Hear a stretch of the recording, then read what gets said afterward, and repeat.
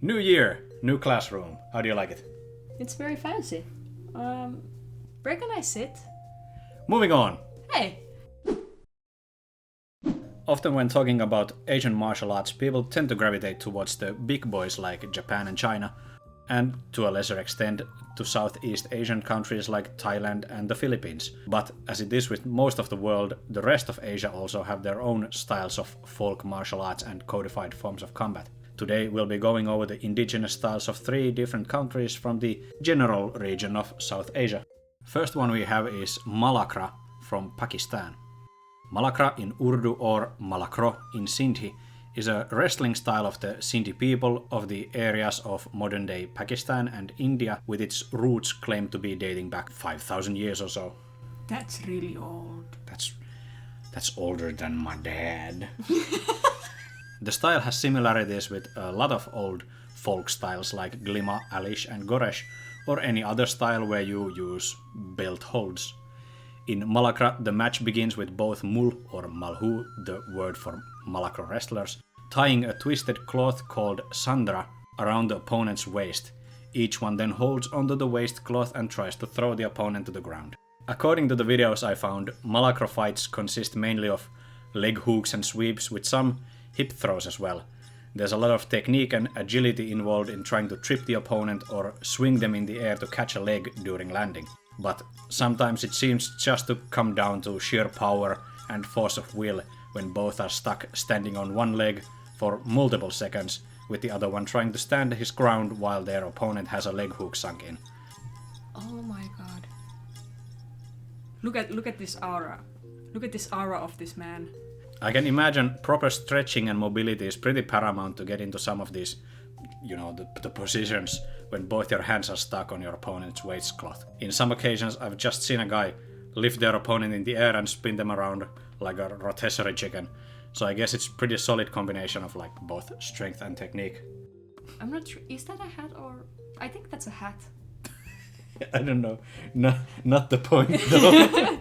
I don't. If it's a hat, it's funky. I like it. If it's hair, it's still funky, and I like it.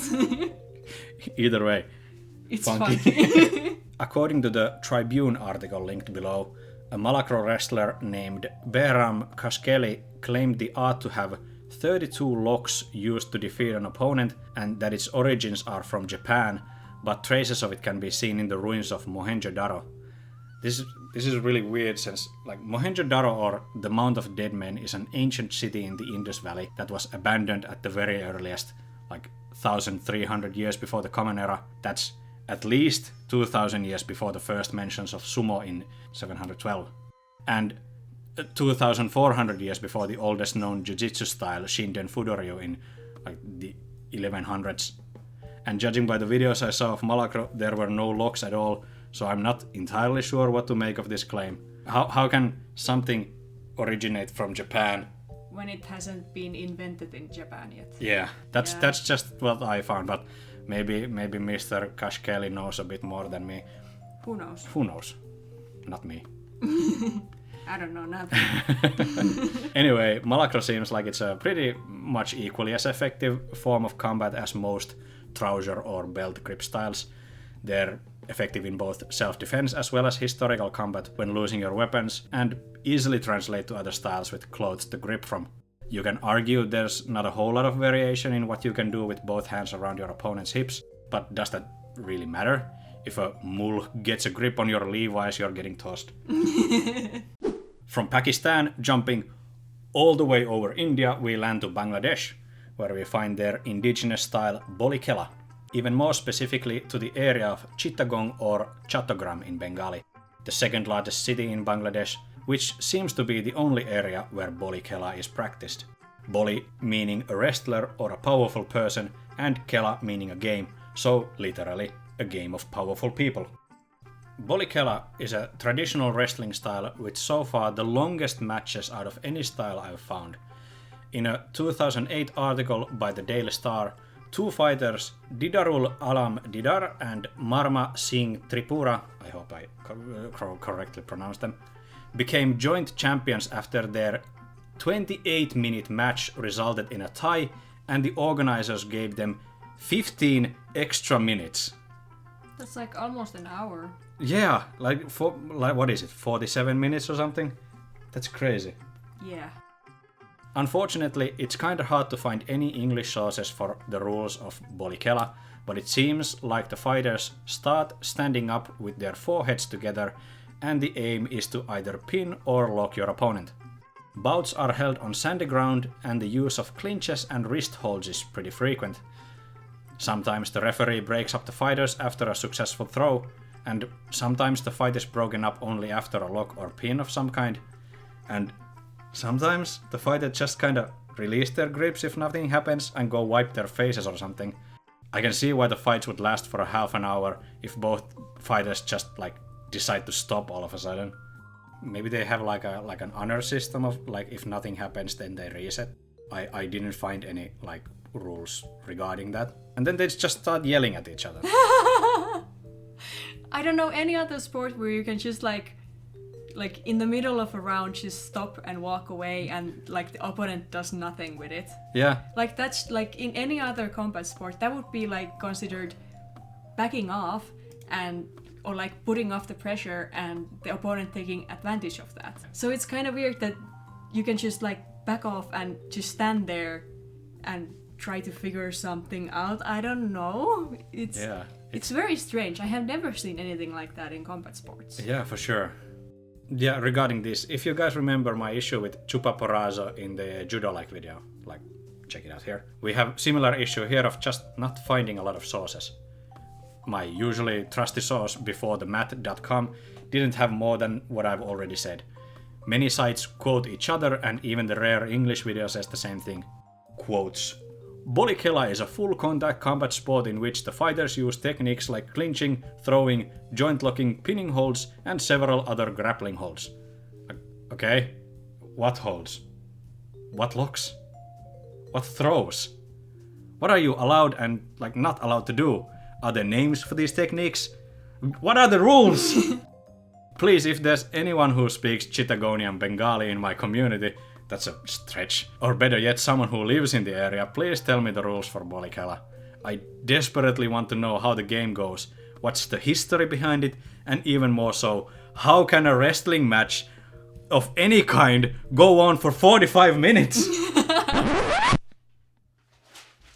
I found a source. I found a source. Editing Ari here.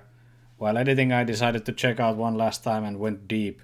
I mean, like real deep, like second page of Google deep. I found the sportsrulebook.com article, What are the Rules of Boli Khela? A Comprehensive Guide, which uses the book Traditional Games of Bangladesh UNESCO as a source, so I think it's fairly credible.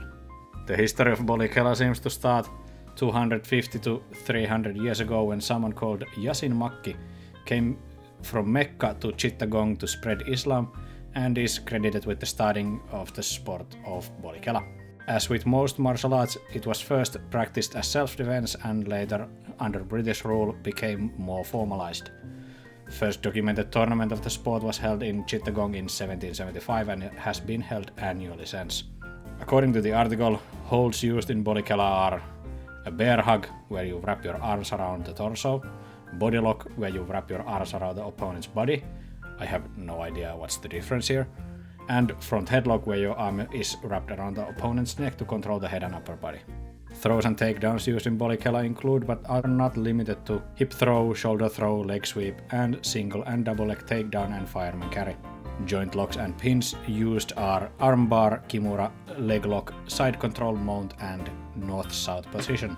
So even this source doesn't give any Boli Khela specific Chittagonian names for these techniques, tell us why the matches take so long, or why the contestants are allowed to just disengage whenever, but at least it gives us some history behind the style and some rules. Like that the aim is to take your opponents down and hold them for a certain amount of time. Unspecific what amount of time. Locks are used to either make the opponent unable to escape the pin or make them forfeit. So overall, even with this newfound source, I don't think we were all that far off by just watching the matches themselves. Anyway, back to the video. Okay, let's leave Boli Khela and the mainland East Asia entirely and jump across the Bay of Bengal to Nicobar Islands. If you know something about the island chain of Andaman and Nicobar Islands, it's probably North Sentinel with its voluntarily isolated indigenous community. A bit south of the North Sentinel we find the Nicobar Islands and its local wrestling style of Kirip. Kirip is a form of clinch wrestling where the contestants clasp their hands behind the opponent's back and attempt to throw the opponent on their ground with leg reaps, hooks, chest-to-chest throws and hip tosses. Matches usually go on for like 3 to 5 rounds. In the videos I found, the combat looks fairly similar to Malakhro, but with your hands clasped around the back, it allows you a bit more room to position your body against the opponent, but in exchange you lose a lot of the leverage given by the belt in styles like Malakhro, Sirium or Glima. You also get a lot more pushing power with your chest firmly against the opponent. Neither is superior, I think, they just allow you to practice similar techniques from different kinds of grips and positions. If we talk about the effectiveness and applicability of martial arts, Kirip is pretty high up there. For a use in, for example, armed conflict, something like Kirip could be more effective than styles like kickboxing or BJJ. When losing your weapon, closing the gap and going for a backhold hip toss is a lot more feasible than trying to low kick or imanari roll your opponent. Kirip is also easier and faster to teach to a big group of people, and as we can see, is easy to maintain as a traditional pastime, and that way pass down generations without the need to convince people to take up martial arts specifically. Yeah, like you can just do it for fun in like gatherings and festivals and stuff like that. It's way easier to like hold in like a cultural zeitgeist comparing to like sumo, which is like a really highly cultural thing. It's not done like as a pastime. Yeah. Like people it's done as a sport. need. Yeah, exactly. People in Japan don't just like go out and do sumo with their bodies. But people in the Nicobar Islands possibly just like go outside, find a sandy beach and start tossing each other. We should do that too. Hell yeah. Earlier I mentioned the differences between Kirip and Malakhro, which made me think Kirip is very similar to something like the Scottish backhold wrestling. Like, see, this is why I love martial arts. People from all over the world coming up with basically the exact same ways of contesting their strength and fitness. Styles like Kirip, to me, are the purest form of martial arts. Rules are easy to understand, effective for both fitness and combat, and possible to train anywhere where there's even remotely soft ground by anyone from all walks of life. You go, Grandpa. Also, it's a pretty intuitive way of wrestling. If two untrained people get sufficiently close to each other when aggravated enough, they'll probably take a hold similar to Kirip or backhold and start yanking and tossing. You could say that that's what humans are naturally built for, and I love that we have multiple styles keeping this way of fighting alive for generations to come.